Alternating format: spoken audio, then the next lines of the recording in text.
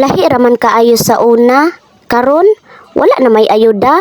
Aw, char lang. Pero bisan way ayuda, dapat madiskarte ta para sa atong pamilya.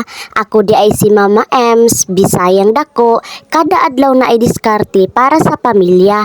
Kay wala may sudan, sumangita taon si atong sudanon. Og sa dihang, naaman day misaging saba or kardaba. Ako ni siyang panitan, kay ako ni siyang himuong fried Kardaba. Ayan, pagkahuman ako gipanitan, ako dayon na siyang gibanggod.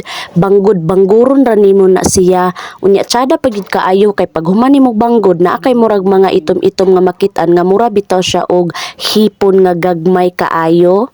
Dili jud pwede nga wala tay diskarte, hilabin na sa mga panudan. Walay problema, anad jud ta og bukid, makaluto ta bisan unsa basta makaon lang jud.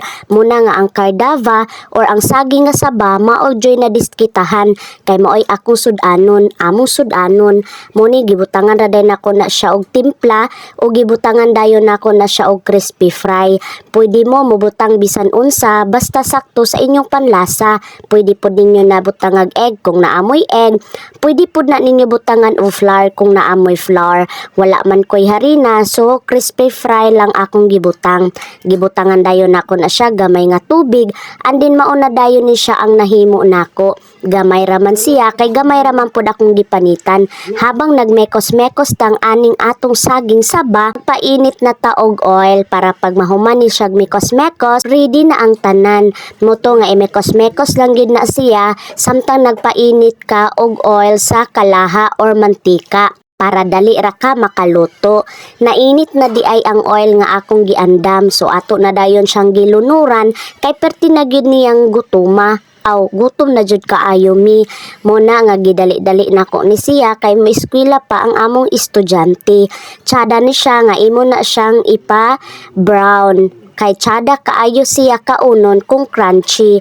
Imo lang na siyang i-brown and then ay hadayon nimo siya balihon. Then insakto lang ang kainit niya o kakusog sa kalayo. Karon andam na nato ni siya nga para bisan unsa na lang atong himuon nga diskarte aron makasud-an ta everyday.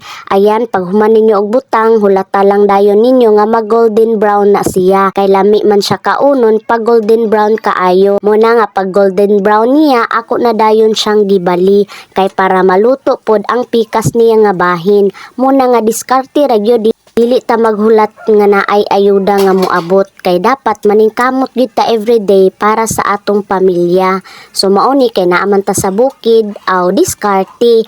Mao na ni ang unang bahin na luto na siya. Lami kaayo ni siya, mga kasimpleng buhay.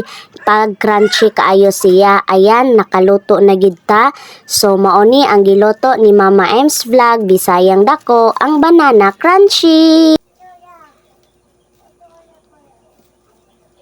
Oy, nahagbong, libre na ang pamahaw, or kung maabot ba ka ni paniod to, sana all. Muna kung gusto ninyo nga himuon ninyo ni sa inyong balay, sulayin na ninyo.